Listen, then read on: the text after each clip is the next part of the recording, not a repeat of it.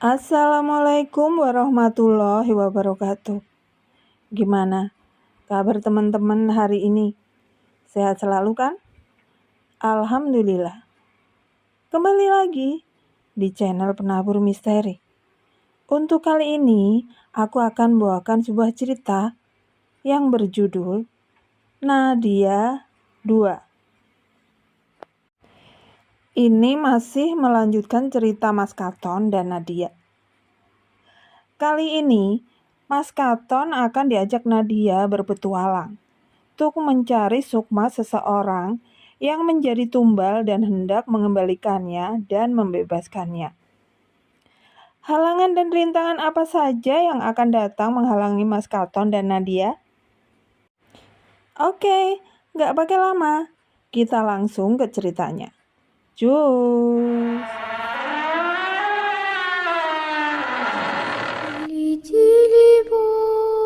Закрой глаза скорее. Кто-то ходит за окном и стучится в дверь. Malam ini aku milikmu sepenuhnya, ucap Nadia. Rasa yang aneh setiap hari kulalui. Kurang nyaman rasanya. Entahlah, dalam batin Katon berucap. Pada suatu malam, Katon duduk kembali di bawah pohon pisang di depan sambil memandang majelis. Oh indahnya, dalam batinnya. Cukup lama Katon memandang bangunan tersebut. Bangunan majelis yang di sampingnya berdiri tegak pohon ketapang dengan sombongnya. Pohon yang rindang. Sekejap mata dia melihat bayangan hitam, gelap. Semakin lama Katon memandang, nampak tak begitu gelap. Dia semakin penasaran dan melihat dengan seksama. Lalu muncul dua cahaya. Ting, seperti mata terbuka, namun berwajah hijau, menyala. Loh, apa itu? Ujarnya lirih. Besok siang temui aku di sini. Tepat jam 12. Ucap suara dari sosok yang melesat. Melewati pohon ketapang, membuat ranting dan daunnya bergoyang. Suara ranting bergoyang begitu gemeresek, membuat Katon kaget dan mengambil langkah 1000. Pagi pun tiba. Dan seperti biasanya, Katon mengerjakan aktivitas. Lalu setelah jam menunjukkan pukul 10 siang, tiba-tiba pandangan Katon memudar. Kepalanya pusing dan perut agak sedikit mual. Seakan orang yang tengah dimabuk perjalanan. Katon merasa tubuhnya tak mampu lagi untuk beraktivitas dan berjalan menepi sampai di gubuk sawah. Katon meletakkan anggota badannya di atas ranjang bambu yang ada di dalam gubuk itu. Lalu pandangan mata yang tadinya buram berubah menjadi gelap. Namun masih ada sedikit kesadaran dalam diri Katon dan dia merasakan ada sosok perempuan mendekat. Perempuan itu membawa serta seorang lelaki yang tak dikenal. Sedangkan sosok perempuan tersebut tak asing bagi Katon. Nadia, teriak Katon. Nadia tak menjawab. Dia hanya tersenyum sambil terus mendekat, membuat Katon seketika melihat ke arah kanan kiri. Namun apa yang dia lihat tak lagi sama. Katon melihat tubuhnya tergeletak di tepi telaga dan melihat pohon-pohon tinggi menjulang. Sedangkan posisi Katon pada saat itu, dia masih tengkurap. Terlihatlah tanah kering yang seakan tak pernah terjamah air bertahun-tahun. Dedaunan kering pun berserakan dan hawa panas begitu menyengat. Mas, bangun. Ayo ikut Nadia, ajaknya sambil mengangkat tangan Katon. Katon pun bangkit, mengikuti apa yang diucapkan Nadia. Sedangkan dalam batinnya masih mengganjal rasa penasaran. Ketiganya mulai berjalan. Namun Katon merasa terusik dengan sosok lelaki yang bisa dibilang seperti orang gila. Pakaian compang-camping, rambut gimbal, dan badannya sangat kotor, disertai bau yang tak enak di hidung. Katon menutup hidungnya, sambil terus berjalan sejajar dengan Nadia dan lelaki tersebut.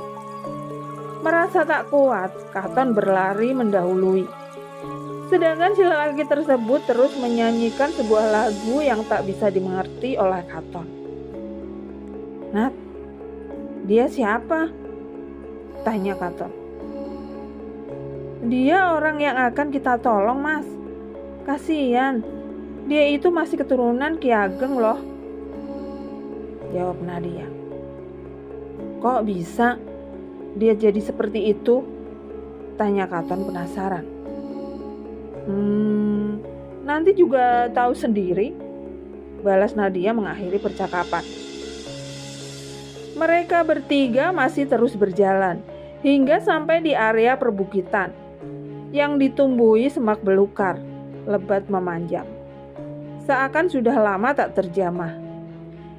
Ketiganya masih terus berjalan dan berjalan, melewati semak belukar dan ilalang, hingga mendaki ke atas bukit. Katon merasa lelah, nafasnya terengah. Langkahnya menjadi begitu berat. Lalu dia duduk dan beristirahat di atas batu kecil seukuran buah kelapa. Katon melirik ke arah belakang. Terlihat si lelaki masih berjalan santai dengan sebuah nyanyian. Dan sesekali dia tertawa, seakan ada seseorang yang mengajaknya bercanda. Tangan kanannya seakan menggandeng seseorang dan sesekali diayunkan, sambil tersenyum dan kembali bernyanyi. Namun, Katon tak melihat adanya apa atau siapa di samping lelaki tersebut. Katon membalikkan arah pandangannya dan kaget. "Astaga, setan kamu ah!" teriak Katon sambil mendorong dahi Nadia. "Hahaha, takut apa kaget, Mas?" tanya Nadia tertawa. "Kaget goblok. Kamu seenaknya saja. Kan kamu sudah mendahului. Kenapa balik lagi dan mendekatkan wajahmu di dekat wajahku?" gerutu Katon. Nadia belum menjawab, tiba-tiba tanah pijakan Katon berubah menjadi panas seperti bara api, menyala dan beruap mengenai tubuh Katon. Sedangkan dari arah semak belukar yang kurang lebih 10 meter jauhnya, muncul sesuatu dan terbang ke atas, setinggi semak dan ilalang. Muncullah sesosok makhluk berkepala besar dengan rambut gimbal. Tak ada tangan maupun leher, hanya kepala dan organ tubuhnya saja, seperti kuyang. Namun bedanya, yang ini lelaki dan ukuran kepalanya berkali-kali lipat lebih besar dari ukuran kepala pada umumnya. "Sebentar, Mas. Nadia mau buang air kecil," ucap Nadia dan langsung menghilang. Katon langsung melihat ke belakang ke arah lelaki yang ikut bersamanya. Namun lelaki tersebut juga tak ada. "Setan, aku ditinggal sendiri," keluh Katon. Sosok kepala dengan usus yang terseret itu langsung mendekat dan semakin dekat. "Kamu telah melewati batas. Apa yang ingin kamu tukarkan dengan emas-emasku?" ucap sosok itu, melayang-layang di hadapan Katon. Jarak keduanya hanya berkisar 2 meteran. Dan tiba-tiba bumi pun terbelah. Perlahan, peti harta karun naik ke permukaan. Sosok itu masih melayang-layang tak beraturan dan mendekat. Lalu salah satu peti terbuka dengan sendirinya. Katon melihat, tak berkedip. Tubuhnya mulai bergetar hebat dan jantungnya memompa dengan sangat kencang. Katon terpaku kala melihat isi di dalam peti itu. Dilihatnya berbagai macam perhiasan dan uang koin kuno berbahan emas. "Apa yang hendak kamu tukarkan, wahai manusia?" ucap sosok itu lagi, menanyakan hal yang sama untuk kedua kalinya.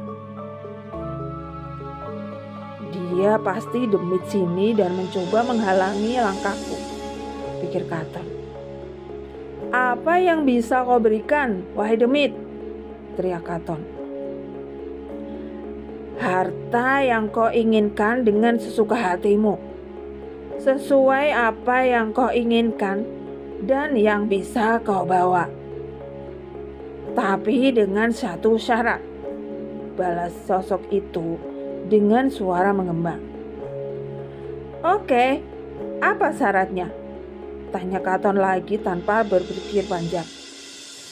"Berikan aku 1 nyawa, maka akan kuberi 10 peti harta.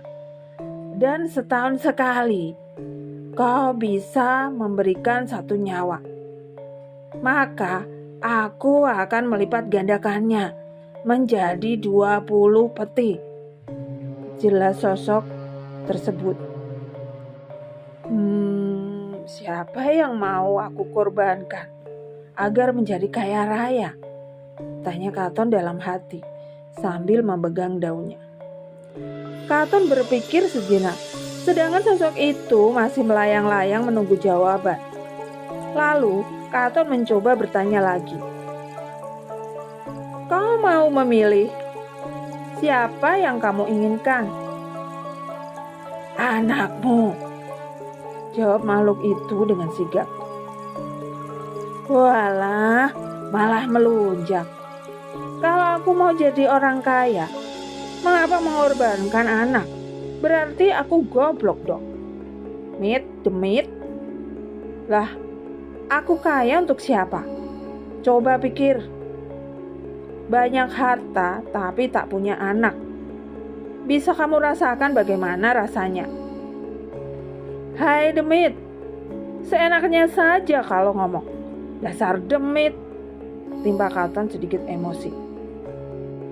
"Hahaha, terserah kamu, mau kaya atau tidak?" tanya sosok itu lagi. "Mau sih, begini saja. Kalau diganti bagaimana?" tanya balik Katon.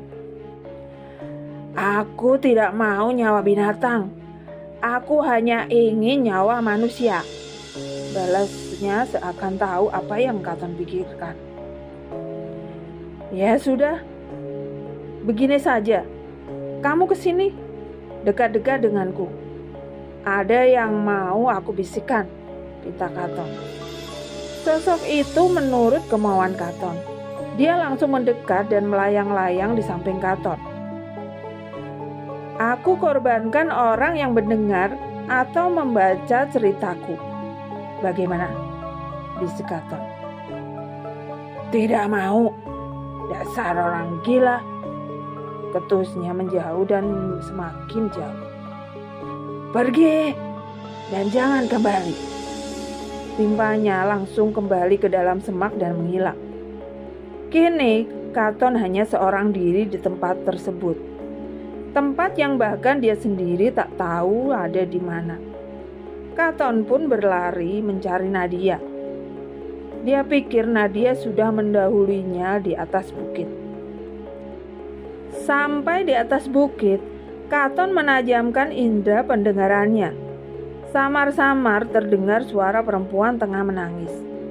Suaranya lumayan jauh, dan Katon berjalan mendekati sumber suara tersebut. Semakin dekat dengan suara tangisan seorang perempuan, dan terlihat pula sosok yang tengah menangis. Rupanya tangisan itu datang dari Nadia. Dia duduk memeluk kedua lututnya dengan tangisan yang begitu pilu. Katon langsung mendekat, duduk berjongkok di samping Nadia. Sebenarnya Katon hanya menerka kalau sosok yang menangis adalah Nadia. Dia hanya mengenali pakaian yang sama dengan yang Nadia kenakan.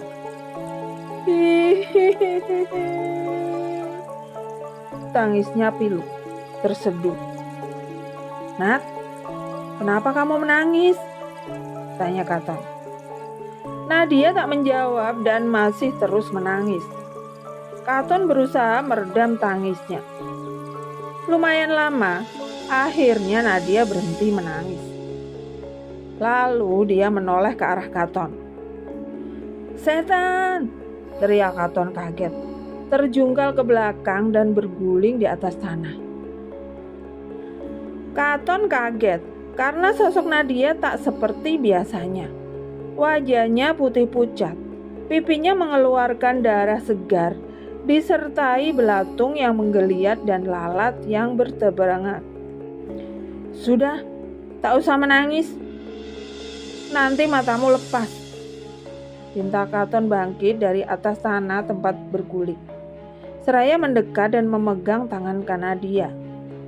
Setelah memegang tangannya, sosoknya berubah seperti sedia kala. Sedangkan tubuhnya mulai naik ke atas, mengambang. Nadia melayang sejajar dengan wajah Katon.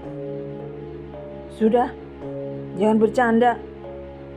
Sebenarnya kita kesini mau apa?" ketus Katon.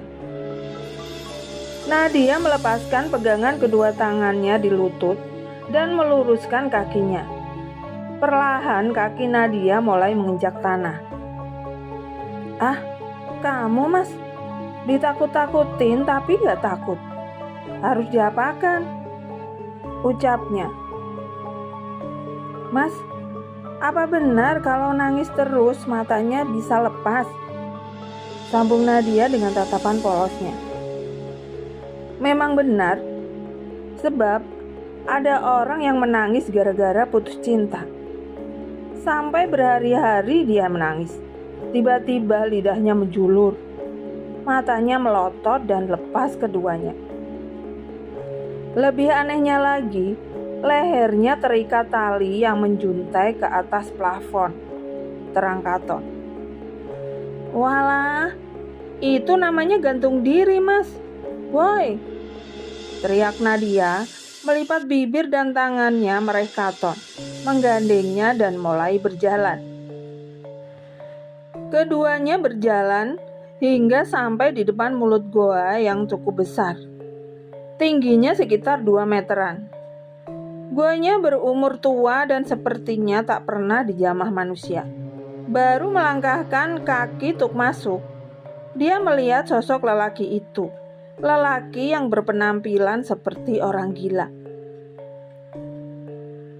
"Loh Nat, kok dia sudah ada di sini?" "Parat, tadi ada bahaya malah menghilang, dan sekarang malah ada di sini." Keluh Katon. "Ayo Mas, masuk. Takut telat. Kasihan si Mas itu," ajak Nadia sambil menuju ke arah lelaki tersebut. Keduanya lanjut berjalan masuk ke dalam goa. Katon menggelengkan kepalanya beberapa kali, tak percaya kalau dia bisa sampai ke tempat tersebut. Setelah melewati mulut goa, Katon bergumam, "Wah, jangan-jangan goa ini mulut ular raksasa. Ih, takut." Bebauan haus goa mulai menyeruak di hidung Katon, dan hawa di sekitarnya membuatnya merasa pengap. Bau kotoran kelelawar dan kotoran binatang lain. Semakin masuk ke dalam, udara menjadi dingin dan semakin dingin. Dari kejauhan nampak kerlipan cahaya, sepertinya pecahan kaca yang terkena sinar. Goa yang seharusnya gelap, namun sedikit terang karena ada pencahayaan dari kerlipan tersebut. Kerlipan yang menempel di dinding goa. Saking takjubnya, Katon tak melihat ke arah bawah, sampai kakinya menginjak sesuatu yang bergemerincing. "Astaga, ini emas loh Nat. Nadia, ini emas loh," seru Katon seraya duduk sambil memunguti butiran emas sebesar pasir. "Jangan diambil, Mas, bahaya," ucap Nadia mengingatkan. "Ah, bahaya apanya? Kalau dijual mahal loh," balas Katon yang masih asik memunguti butiran emas yang agak besar, sebesar baterai korek gas. "Lumayan," pikir Katon, lupa dengan tujuannya. Lalu tiba-tiba suasana goa menjadi semakin terang benderang, seperti ada lampu yang baru saja dinyalakan. "Hahaha, kalau mau kaya, ambillah emas-emas itu, asal kau memberikan gantinya." Terdengar suara entah yang datang dari mana, membuat Katon terperanjat kaget. Dia langsung menelisik dan mencari asal dari sumber suara tersebut. Lalu pandangan matanya berhenti setelah melihat patung kera dan di sampingnya ada sosok bertubuh kerdil. Katon ketakutan saat melihat sosok itu, tetapi hanya sesaat, mungkin karena kaget. Katon langsung berjalan mendekati sosok tersebut dan disusul oleh Nadia yang mengekornya dari belakang. "Apa yang harus aku berikan kepadamu?" tanya Katon. "Apa kamu sudah siap kaya?" "Hahaha, dan siap dengan segala risikonya," ucap sosok kerdil balik bertanya sambil sesekali tertawa. "Siap? Ayo cepat katakan," balas Katon tak sabar. "Kalau tanpa sengaja mengambil emas dari tempatku ini, resikonya menjadi gila. Dan kalau dengan sengaja mengambilnya, maka akan binasa. Kalaupun tidak binasa, harus ditukar dengan nyawa seseorang," jelas si kerdil menakuti. "Oh alah, setan.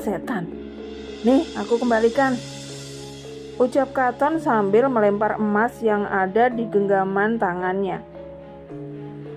Seketika si kerdil mengeluarkan pisau yang terbuat dari bambu, namun tipis. Kalau mau, harus mengadakan perjanjian terlebih dahulu. Mau atau tidak?" tawar si kerdil bertanya, sambil memegang erat gagang pisau tersebut. "Terus, apa yang harus aku lakukan? Dan perjanjian seperti apa?" tanya Katon dengan nada tinggi. "Perjanjian berdarah. Perjanjian dengan siluman kera," ucapnya memicingkan mata dengan nada suara menggema. "Cukup cap jempol saja dan kamu akan kaya raya." Lanjutnya menjelaskan. Katon melempar pandangannya ke arah Nadia. Dia menggelengkan kepalanya, memberi kode agar Katon tak mengiyakan perjanjian tersebut. Namun Katon tak mengindahkan Nadia dan melanjutkan percakapannya dengan sosok tersebut. "Ya sudah, aku harus apa? Cap jempol pakai darah ya?" tanya Katon sambil melihat kembali ke arah sosok kerdil. "Ya," jawab si kerdil singkat, dengan bibir mulai mengembang. Katon menelisik ke arah kanan dan kirinya. Dia melihat sesuatu. Katon melihat katak tengah bertengger di atas batu yang berada di sampingnya. Katon menunduk setengah badan, mengambil batu kecil yang bisa dikepal. Lalu melihatnya ke arah kerdil yang saat itu tak melihat ke arahnya. Pruk, ngek. Katon menghantamkan batu yang dia kepal ke katak tersebut dan seketika mati. Tubuhnya hancur dan darahnya mengalir. Jempol tangan kanannya ditempelkan ke darah katak yang ada di atas bahu. Lalu dengan sigap Katon mengambil pisau bambu milik si kerdil. "Ah, kamu mah kelamaan," teriak Katon sambil berpura-pura menyayat jempol tangan kanannya sambil berekspresi menahan sakit. "Sudah nih. Terus, buku perjanjiannya mana? Cepat," lanjut Katon berteriak. "Di sini," jawab si kerdil, menunjuk patung kera yang kedua tangannya seperti orang berdoa. Katon menempelkan jempolnya ke arah yang ditunjuk si kerdil. Lalu dia berujar, "Aku tak meminta apapun. Aku hanya ingin orang gila yang berada di mulut gua itu sembuh." "Boleh, tapi kamu harus menukarnya dengan orang lain," jawab si kerdil. "Oke, pilih sendiri di antara teman-temanku," balas Katon memicingkan mata. "Mas, orangnya belum sembuh," sela Nadia dengan nada teriak. Katon melirik. Dia tak tahu kalau Nadia sudah tak ada di sampingnya. Dan Nadia sendiri kini tengah berdiri di samping lelaki itu. "Hai siluman kera, kamu bohong. Hai siluman kera, kamu bohong ya? Awas saja kalau bohong. Gua ini aku ledakan," gertak Katon. Lalu matanya seakan mencari sesuatu. Katon melihat batu besar dan mengangkatnya dengan kedua tangannya. Dia membawanya mendekati patung kera. Katon hendak menghantamkan batu besar tersebut. Namun tindakannya terhalang karena mendengar suara tanpa wujud yang menghentikan tindakannya itu. "Jangan gegabah, wahai anak muda. Iya, aku turuti permintaanmu."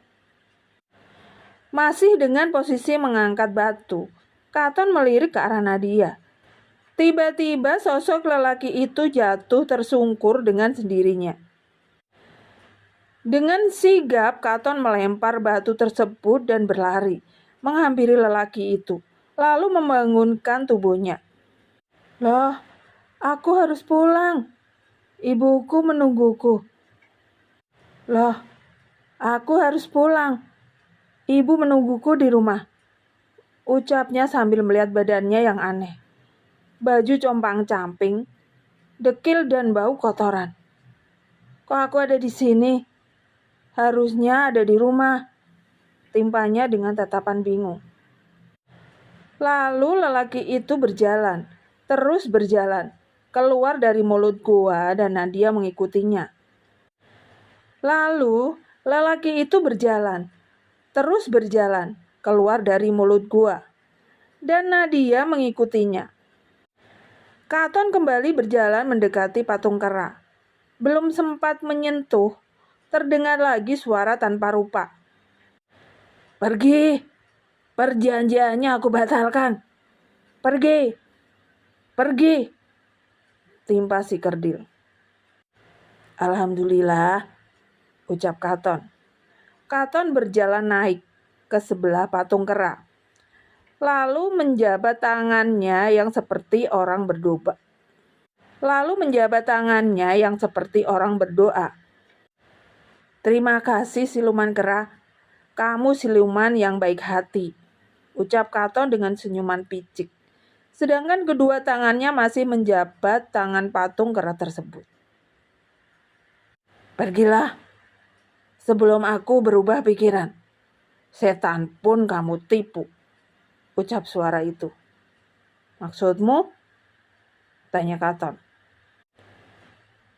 "Memangnya aku tak tahu itu darah apa? Setan kamu.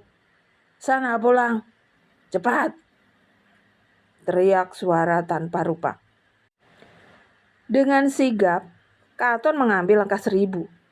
Lari sambil tertawa dan menemui mereka yang sudah menunggu di luar goa. Jangan menghalalkan segala cara agar menjadi kaya. Lihatlah kanan dan kirimu, dan lihatlah diri sendiri. Setan tidak serta-merta mengabulkan keinginan kita. Walau hal tersebutlah yang dia sukai. Setan lebih suka memilih calon tumbalnya. Ketika badan kotor, memintalah kepada Tuhan Yang Maha Esa dengan cara yang baik, sopan, bersih dan harus mengikuti aturan-aturannya. Ibarat tangan kotor terkena lumpur dan kita meminta minum kepada orang lain. Lalu, apa yang akan dia berikan? Gelas berisi air putih atau kendi? Oke, sekian dulu ceritanya. Semoga dapat diambil pembelajaran dari kisah cerita ini. Nantikan cerita-cerita lainnya yang tentunya lebih seru dan horor. Dan jangan lupa yang belum subscribe dulu. Dan tekan tombol loncengnya agar tidak ketinggalan cerita-cerita lainnya dari channel ini. Matur nuwun. Wassalamualaikum warahmatullahi wabarakatuh.